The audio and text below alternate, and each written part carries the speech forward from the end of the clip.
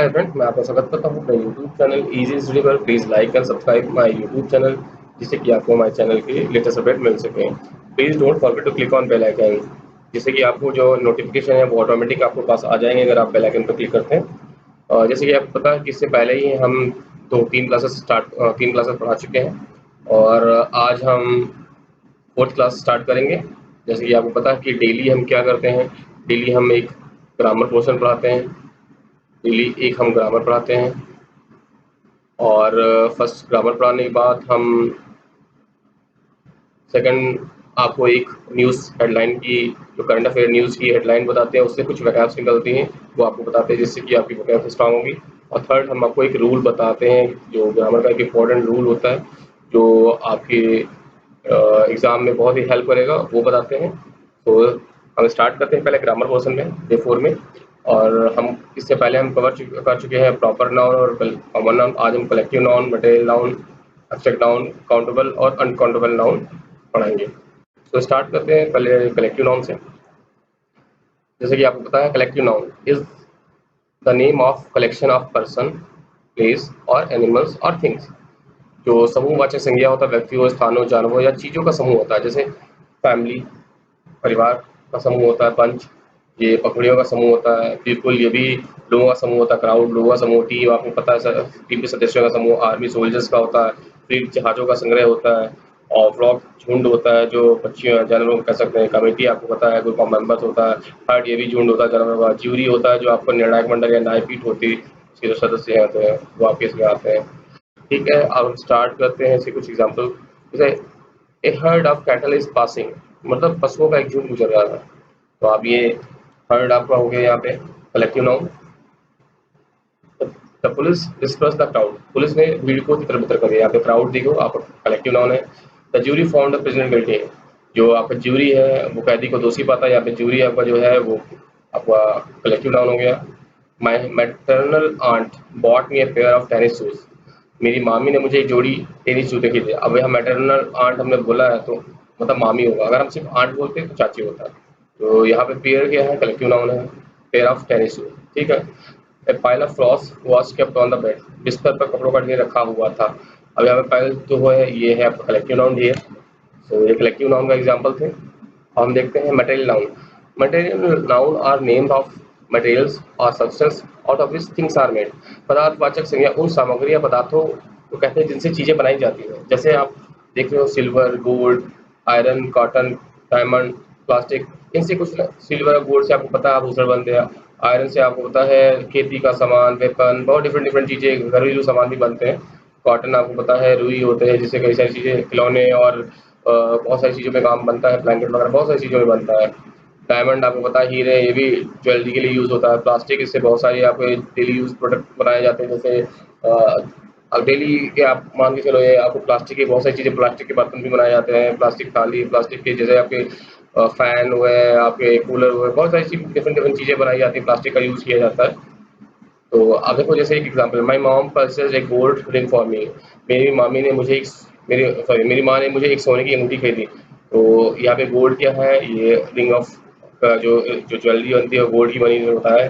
I drink milk daily and night. अब यहाँ पे मिल्क देखो, मिल्क से जो प्रोडक्ट बनते हैं, आपको हो गया दही, हो गया आपका पनीर, हो गया, डिफरेंट डिफरेंट टाइप के प्रोडक्ट बनते हैं मिल्क से। आपका स्वीट्स वगैरह भी बनती हैं। तो ये भी मिल्क यहाँ पे भी मटेरियल नाउन हुआ। यहाँ पे गोल्ड का मटेरियल नाउन था, यहाँ पे मिल्क का मटेरियल नाउन है। Calcium is good mineral for health, यहाँ पे जो कैल्शियम की बहुत सारी चीज़ें बनती हैं, कैल्शियम की टेबलेट आती हैं, कैल्शियम डिफरेंट डिफरेंट चीज़ों का यूज़ किया जाता है। तो ये कैल्शियम भी यहाँ पे मटेरियल नाउन हुआ। अब हम देखते हैं abstract noun. Abstract nouns are name of qualities, condition और एक्शन considered practical और apart from their natural action, जिस संज्ञा से किसी व्यक्ति या वस्तु के गुण, दोष, दशा, स्वभाव या अवस्था का बोध हो रहा है, उसे भाववाचक संज्ञा कहते हैं। अब जो एब्स्ट्रैक्ट नाउन होते हैं, आप उनको टच नहीं कर सकते, देख नहीं सकते, सुन नहीं सकते, सूंघ नहीं सकते, महसूस नहीं कर सकते हैं। ये भावनाएं होती हैं, विचार होते हैं, थॉट्स होते हैं, एक्शंस होते हैं, वो आते हैं एब्स्ट्रैक्ट नाउन। जैसे लव, हेट, प्यार, मोहब्बत, ऑनेस्टी, डिसऑनेस्टी, चाइल्डहुड, बचपन, यूथ, जवानी, स्लीप, सोना, डेथ, मरना, पॉवर्टी, गुडनेस, काइंडनेस, विटनेस, गणना, ये सब चीज़ें हैं आपकी जो एब्स्ट्रैक्ट नाउन है, उनमें आते हैं भाववाचक संज्ञा में। जैसे ऑनेस्टी द बेस्ट बहुत है, ईमानदारी सर्वोत्तम नीति है। यहाँ पे देखो एब्स्ट्रैक्ट, ये आपका जो है आप ऑनेस्टी है आपका एब्स्ट्रैक्ट नाउन है। आप देख सकते हैं एब्स्ट्रैक्ट नाउन में ईमानदारी आया, ठीक है। और freedom fighter have sacrifice their life during independence of India. स्वतंत्रता सेनानियों ने भारत की स्वतंत्रता के दौरान अपने प्राणों का बलिदान कर दिया। आप देखो बलिदान, सैक्रिफाइस, बलिदान कर देना, ये आपका क्या है, एब्स्ट्रैक्ट नाउन हो गया। बलिदान आप देख नहीं सकते, सुन सकते, लेकिन आप जानते हैं सैक्रिफाइस क्या होता है। Love is uncontrolled desire, desire देखो इच्छा होती है। प्यार यहाँ पे भी दोनों ही एब्स्ट्रैक्ट नाउन है, ठीक है। इंडिया गॉट फ्रीडम इन 15 अगस्त 1947। आपको पता है भारत की स्वतंत्रता कब मिली थी? 15 अगस्त 1947। यहाँ तो फ्रीडम देखो, फ्रीडम क्या है, एब्स्ट्रैक्ट नाउन है, स्वतंत्रता। ये भी देखो आपको याद भी होना चाहिए, 15 अगस्त 1947 को हमारा देश आजाद हुआ था। और नेक्स्ट एग्जांपल है, he was very naughty in childhood. Childhood देखो बचपन, ये भी एब्स्ट्रैक्ट नाउन है। वह बचपन में बहुत शरारती था, आप इसमें देख सकते हैं चाइल्डहुड, ये भी हमारा क्या, एब्स्ट्रैक्ट नाउन है। अब काउंटेबल नाउन क्या होता है? जिन्हें हम गिन सकते हैं, जैसे आई नीड एन अम्ब्रेला। अब यहाँ देखो हम अम्ब्रेला, एक अम्ब्रेला बता रहे हैं, हम गिन सकते हैं। To make this cake we need an egg. यहाँ पे हम देखो जो काउंट कर सकते हैं उसको हम बोलते हैं काउंटेबल नाउन। जैसे 4 milk bottle in the fridge, there are 4 milk bottle in fridge के अंदर 4 दूसरी बोतल, यहाँ देखो हम काउंट कर सकते हैं। माय फादर हैज 2 कार, हमने देखो कार काउंट किया है 2। ये सब चीज़ें जो काउंटेबल नाउन होते हैं, हमने काउंट कर सकते हैं। यहाँ जो कार से काउंटेबल नाउन है, मिल्क बॉटल है, ये भी काउंटेबल, मिल्क बॉटल है काउंटेबल है, एग हमारा काउंटेबल है, अम्ब्रेला काउंटेबल है। और यहाँ पे देखो I saw 10 all sitting on the tree, हम मैंने पेड़ पर बैठे 10 लोगों को देखा। तो यहाँ पे ऑल्स को हम देख काउंट कर सकते हैं, तो ये काउंटेबल नाउन है। एक और एग्जांपल देखना, मतलब एक इंपॉर्टेंट नोट है, हाउ मेनी। जो हमारा हाउ मेनी है, तुम कितने संतरे चाहिए, तो हम जो काउंटेबल नाउन है उसके लिए हाउ मेनी यूज करते हैं। जो काउंटेबल नाउन है हम देखो उसके लिए हाउ मेनी यूज करते हैं। How many orange do you want, तुम्हें कितने संतरे चाहिए। How many bricks are there, वहाँ कितनी ईंट है। तो हाउ मेनी का जो क्वेश्चन से हम, अगर कोई क्वेश्चन आता है तो हम ये हाउ मेनी का हम काउंटेबल नाउन में ही यूज करते हैं। अब आप बताते हैं अनकाउंटेबल नाउन, जिन्हें हम गिन नहीं सकते। जैसे I want some water, water आप गिन नहीं सकते हो। Please give me some sugar, अब देख लो यहाँ पे जो सम वर्ड है ये हमारा अनकाउंटेबल नाउन के लिए कुछ आ रहा है, इसमें हम वाटर शुगर, ये हम कुछ काउंट नहीं कर सकते। शुगर के कितने दाने हम काउंट नहीं कर सकते, पिसा हुआ होता है वाटर। वाटर भी हम काउंट नहीं कर सकते, कितनी बूंदे हैं हम उसको काउंट नहीं कर सकते ना। हम इसके लिए हाउ मच हम यूज करते हैं हमेशा, how much sugar do you want, कितनी चाहिए, चीनी चाहिए। हमें उसमें क्या कहते हैं, हाउ मेनी, उसमें how much rice is left. तो ये सारी चीजें हम हाउ मच के लिए हम यूज करते हैं अनकाउंटेबल नाउन, जिन्हें गिन नहीं सकते। अब देखिए एक और चीज देखते हैं, some is used for positive sentence और any is used for negative sentence. जैसे I don't see any milk in the kitchen, अगर हम बोलना है मुझे, मैंने किचन में कोई मिल्क, मुझे रसोई में कोई दूध नहीं दिखता, तो आई डोंट सी एनी, एनी हमेशा क्या देखो नेगेटिव सेंटेंसेस है उनमें एनी यूज करते हैं। और हमने जो पॉजिटिव सेंटेंस थे उसमें हमने आपको बताया था कि हमने वो यूज किया था, सम यूज किया था। यहाँ पे हमने कहा आई नीड सम शुगर या आई वांट सम शुगर या जो भी है, please give me some sugar, तो ये सम हमने यूज किया था पॉजिटिव सेंटेंस के लिए।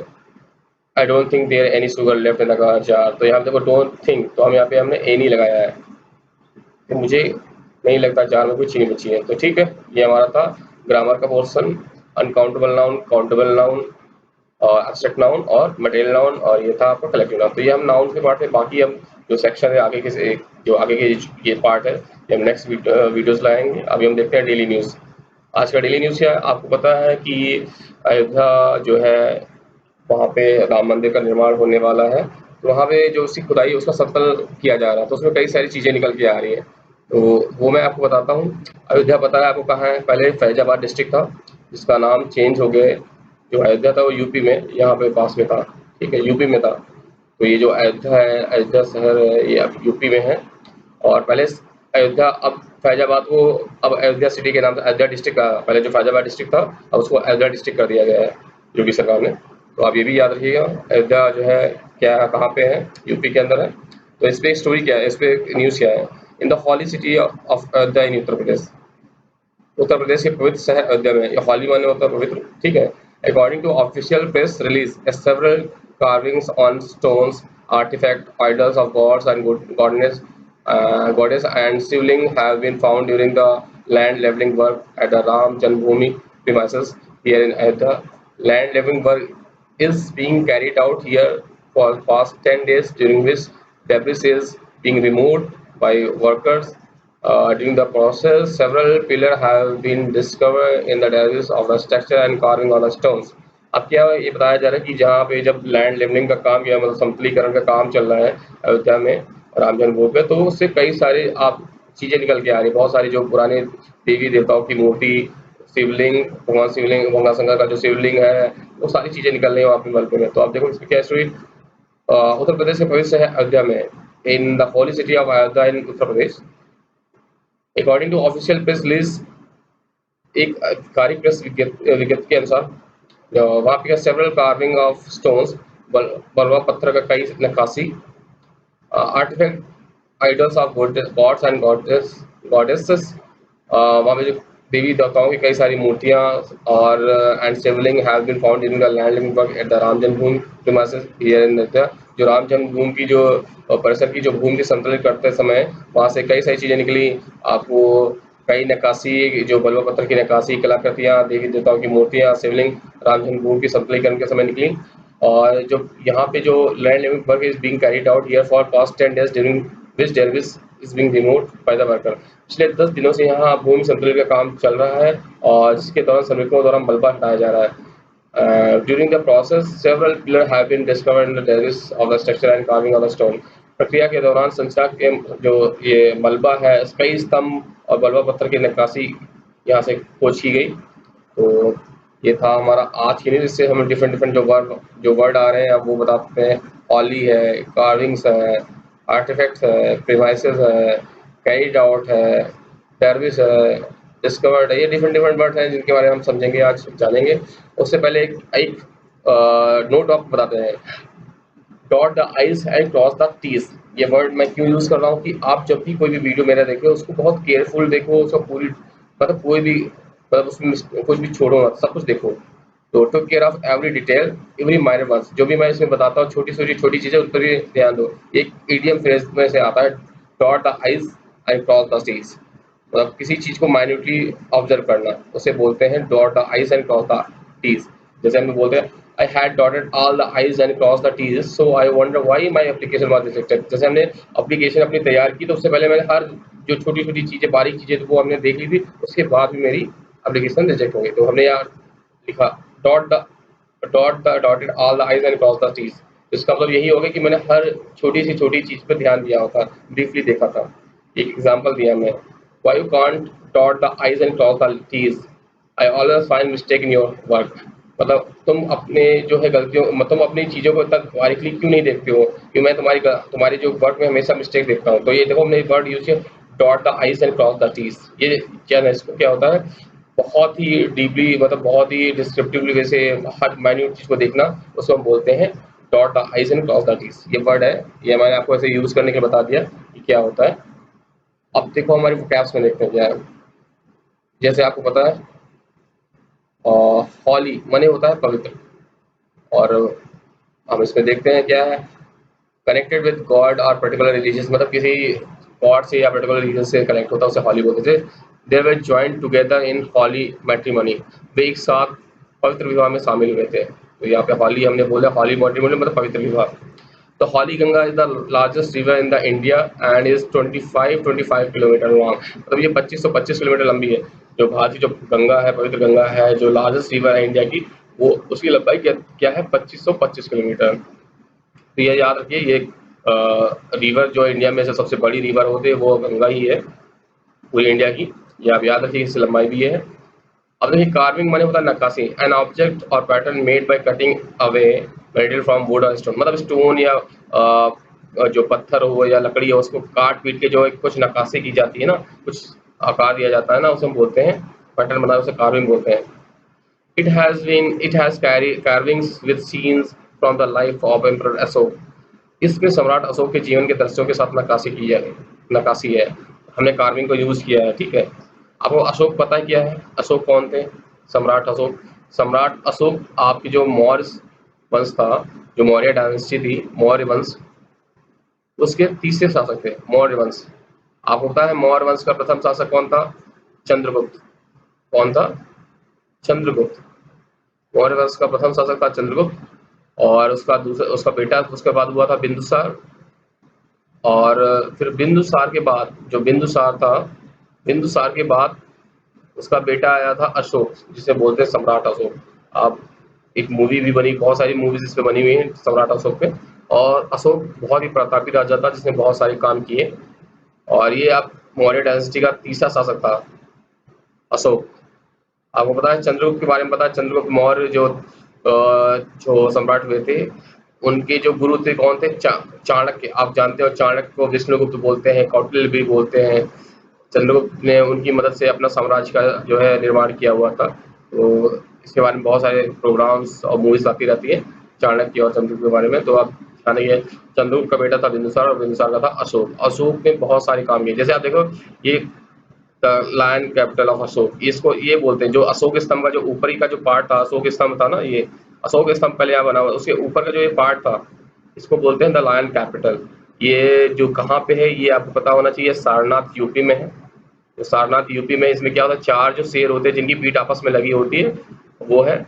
और सबको पता है इसे अपना नेशनल एम्बल में, मतलब सिंबल में भी माना जाता है। और आपको पता है इसमें अशोक चक्र भी बोला, इसमें जो 24 सीढ़ियाँ होती थी, आपको पता होगा। तो ये आप ये भी थोड़ा ध्यान रखेंगे क्या होता है सारनाथ। जो अशोक स्तंभ था, जो फेमस लायन कैपिटल है, वो सारनाथ में है। कहाँ पे है? सारनाथ यूपी। सारनाथ यूपी में है, ये भी याद रखिएगा, कभी कभी आ जाता है। Ashok the lion capital of Ashoka स्तंभ, ठीक है। ये सारनाथ के म्यूजियम में रखी है। आर्टिफैक्ट बने होते हैं, कलाकृतियाँ। An object that is made by a person is actually something of historical और कल्चरल इंटरेस्ट। अब जैसे जो कोई हिस्टोरिकल या किसी हिस्टोरिकल या कल्चरल इंटरेस्ट के बेसिस पे कोई आदमी किसी चीज को बनाता है, ऑब्जेक्ट को, उसे बोलते हैं आर्टिफैक्ट, कलाकृति। I had they found an alien artifact on the moon. मैंने सुना है कि उन्होंने उन्हें चंद्रमा पर एक विदेशी कलाकृति का पता चला है। आर्टिफैक्ट माने होता है कलाकृति, ठीक है। He had many significant artifacts from the religious history। धार्मिक इतिहास से उन्हें कई महत्वपूर्ण कलाकृतियां मिली। यहाँ पे मैंने देखो आपको जो आर्टिफैक्ट था इसका यूज बताया। अब तो प्रीमाइसेस माने क्या होता है? परिसर होता है। जैसे we don't have enough capital to buy new premises, मतलब नए परिसर खरीदने के लिए हमारे पास पर्याप्त पूंजी नहीं। परिसर मतलब देखा जाए तो एक तरह से जगह होती है जो किसी चीज से घिरी हो, और उसको हम बताते हैं परिसर। जैसे हमने बोलता स्कूल प्रीमाइसेस बोल दिया, हमने बोल दिया यहाँ पे स्कूल, हमने बोल दिया यहाँ पे स्कूल प्रीमाइसेस बोल दिया। तो ये स्कूल प्रीमाइसेस के चारों ओर, जो स्कूल की चारों ओर की जो जगह होता है, हम उसको बोलते हैं क्या? स्कूल प्रीमाइसेस बोल दिया। तो ये पूरी जो जगह होती है स्कूल प्रीमाइसेस, या स्कूल के अंदर या इसके पास की जो जगह होती है, वो जो स्कूल का पार्ट होता है, उस प्रीमाइसेस स्कूल प्रीमाइसेस बोल दिया। जैसे ऑफिस प्रीमाइसेस मतलब ऑफिस की जो पूरा जगह होती है, ऑफिस प्रीमाइसेस। देखो alcohol is strictly forbidden on school premises. जो स्कूल प्रीमाइसेस मतलब स्कूल परिसर में शराब की सख्त मनाही होती है। स्कूल जो परिसर होता है, जो जगह मतलब ये उसकी जगह में, ठीक है। अब कैरीड आउट मतलब क्या होता है? पूरा करना। You must carry out my order. आपको मेरे आदेश को पूरा करना चाहिए। कैरीड आउट माने होता है पूरा करना। क्या होता है? पूरा करना। Although in poor health she continued to carry out her duties. हालांकि उस खराब स्वास्थ्य में वह अपने कर्तव्यों का पालन करती रही। जैसे कोई डॉक्टर होता है, अपने हालत खराब है लेकिन फिर भी वो ट्रीटमेंट लोगों का करता है। जैसे आजकल हमारे जो डॉक्टर्स हैं, कोरोना वायरस से लोगों की कितनी हेल्प कर रहे हैं। तो ये इवन उनकी कोई तबीयत खराब होती फिर भी वो हेल्प करते रहते हैं। कई सारे डॉक्टर वर्कर जो और पुलिस वगैरह जो अपनी ड्यूटी करते समय भी कोरोना से जो है इन्फेक्टेड हो गया, उनकी डेथ हो गई। तो ये सब लोग करते रहते हैं, आपको पता होगा। तो यहाँ पे हमने बताया है although in poor health she continue to carry out her duty. Carry out माने पूरा करना। हालांकि खराब स्वास्थ्य में अपने कर्तव्यों का पालन करती रही। अगर कैरी आउट माने पालन करती रही, पूरा करती रही। They fail to carry out their objectives. वे अपने उद्देश्यों को पूरा करने में विफल रहे। यहाँ पे कैरी आउट का हमने यूज किया हुआ है। तो आपको माने पूरा करना होता है कैरी आउट माने। डरविश माने होता है मलबा या अवशेष, जिसे कहते हैं। जो अब मलबा पता होगा, जो piece of wood material brick etcetera, जो भी जो है कभी कोई चीज डिस्ट्रॉय कर दी है, कोई चीज खत्म कर दी है, तो वहाँ पे कुछ चीजें अवशेष बचते हैं, उन्हें हम बोलते हैं डेब्रिस। तो डेब्रिस में क्या? The worm feed on plant debris. जो कीड़े मकोड़े होते हैं जो पौधे के जो मलबे पर अपना भोजन भरण करते हैं, ठीक है। तो these worms feed on the plant debris. तो ये याद रखिएगा, डेब्रिस पर क्या होता है? मलबा।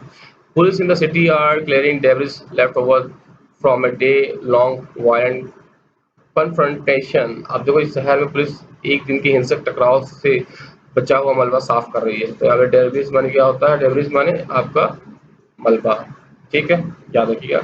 डिस्कवर्ड माने वो खोजना या पता लगाना, तो something somebody that was hidden, जो वो किसी चीज को या किसी व्यक्ति को ढूंढना जो या पता करना होता है debris. Who discover the plant have life, किसने खोजा कि पौधों में जीवन होता है? हमने डिस्कवर्ड, हमने बताया किसने खोजा पौधों में जीवन होता है। आपको पता है किसने खोजा है? जगदीश चंद्र बसु ने। ये जगदीश चंद्र बोस थे, जिन्हें हम जगदीश चंद्र बोस बोलते हैं। इन्होंने ही पता लगाया कि ये प्लांट्स में जीवन होता है। तो अब हम देखते हैं अपना नया नया रूल। आज का जो रूल है वो देखते हैं क्या है।